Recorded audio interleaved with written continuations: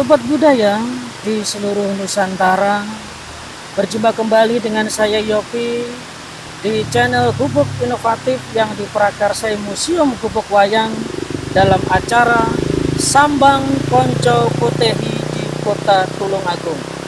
Nah, sobat budaya, seperti biasanya dalam acara ini saya akan tetap menyambangi konco-konco Potehi satu persatu dari pintu ke pintu untuk berbincang-bincang mengenai aktivitas apa saja yang akan mereka lakukan untuk mempertahankan ekonomi dalam masa pandemi COVID-19. Dua narasumber ini yang tak lain adalah Pak Warno, salah satu pengukir pedang Potehi, dan yang satunya adalah Saudara Chandra Wibisono atau Lim Hai Leong yang masih keturunan Tionghoa. Seperti apa bincang-bincang saya? Sebelumnya jangan lupa subscribe, like, comment, and share channel ini biar bisa terus mengikuti tayangan saya, dan sumonggo.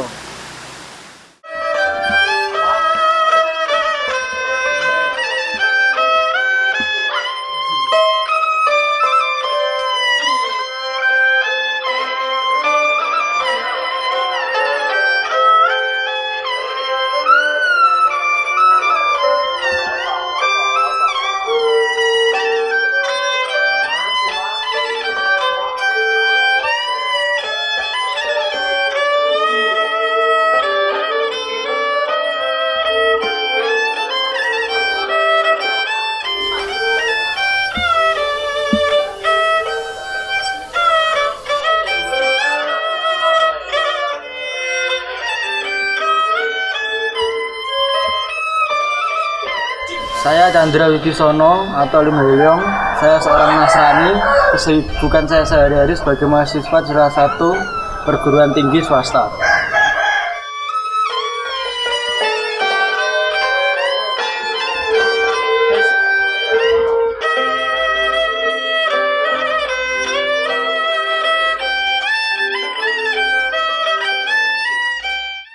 Saya Warno, pengrajin senjata wayang Potehi.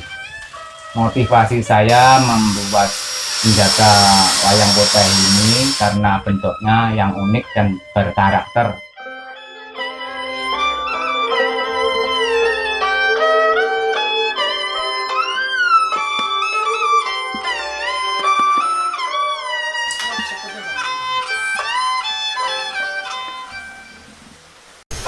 Sobat budaya di seluruh Nusantara, masih bersama saya Yopi di channel Gubuk Inovatif yang diprakarsai Museum Gubuk Wayang dalam acara Sambang Konco Potehi di Kota Tulungagung di masa pandemi COVID-19.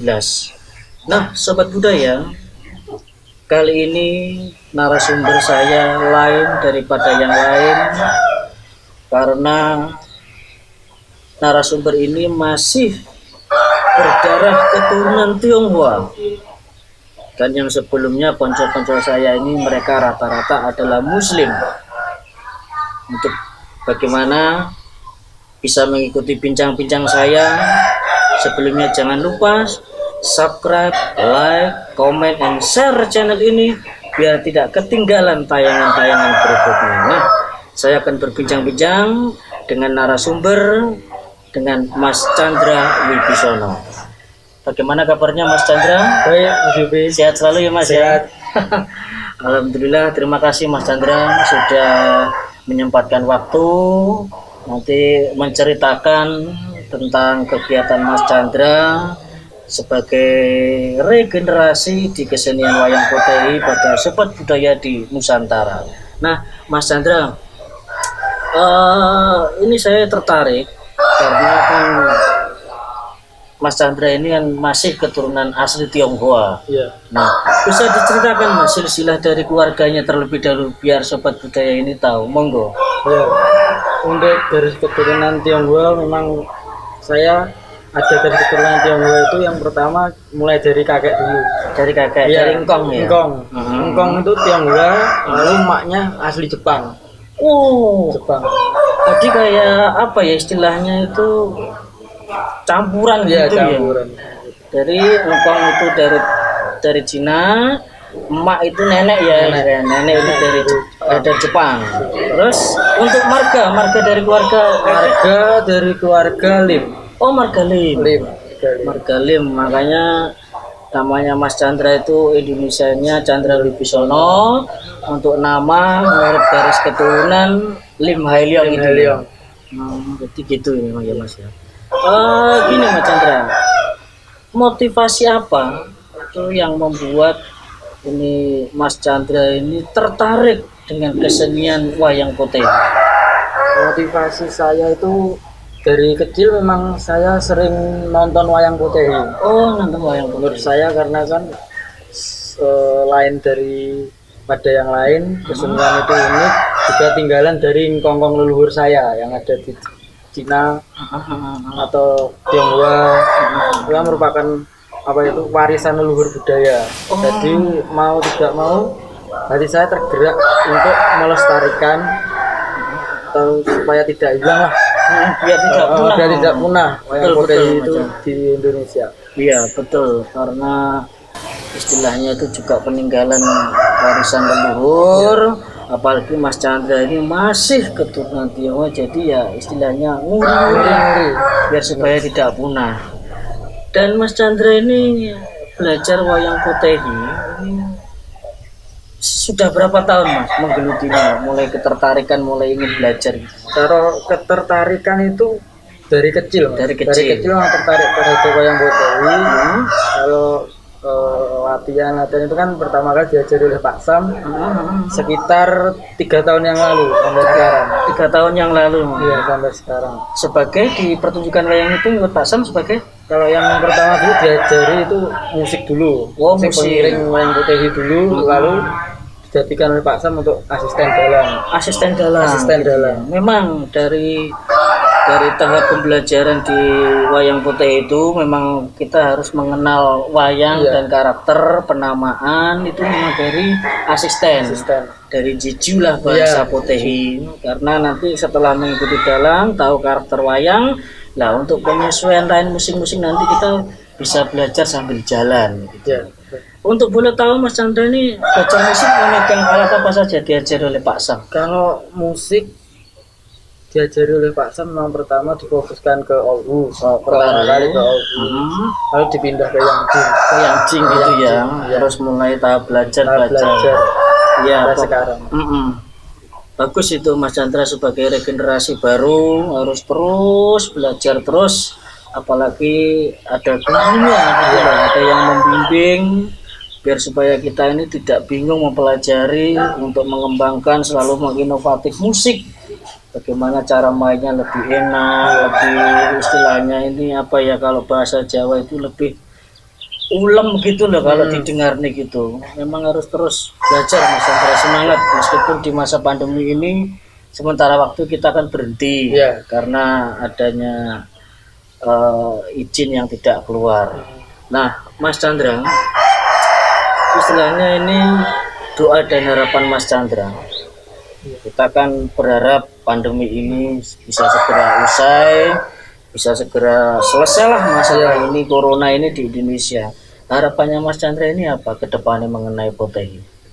Kedepannya untuk mengenai potehi, selama masa pandemi ini kan kita belum diizinkan untuk pentas. Iya betul. Mungkin sesudah pandemi, ayolah kita sama-sama melestarikan wayang potehi biar tetap hidup, biar tetap ada regenerasinya, biar tidak punah.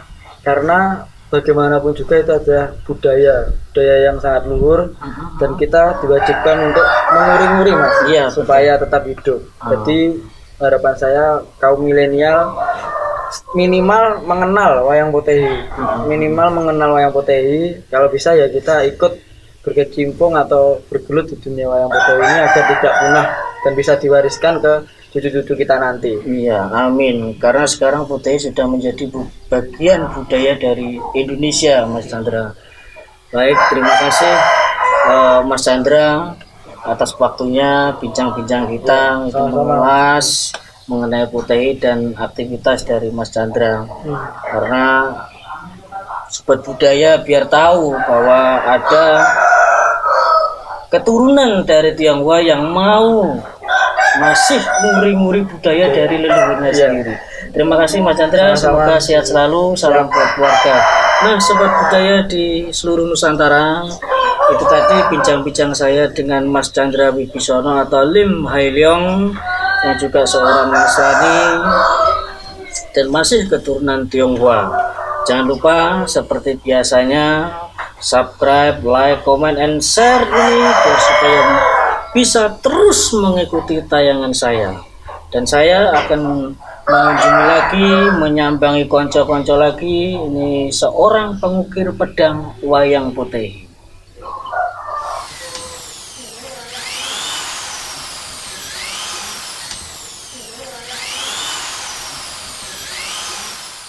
Halo sobat budaya di seluruh Nusantara. Sekarang saya sudah bersama narasumber, yaitu Bapak Suwarno atau panggilan akrabnya Pak Warno, sebagai pengrajin atau pembuat pedang wayang potehi. Sebelum saya melanjutkan bincang-bincang dengan beliau, jangan lupa buat sobat budaya seperti biasa subscribe, like, comment, and share channel ini. Dan semoga sobat budaya di seluruh Nusantara selalu sehat, diberikan keselamatan oleh Tuhan Yang Maha Esa. Amin. Nah, Pak Warno, kita ngobrol-ngobrol santai saja dulu ya Pak.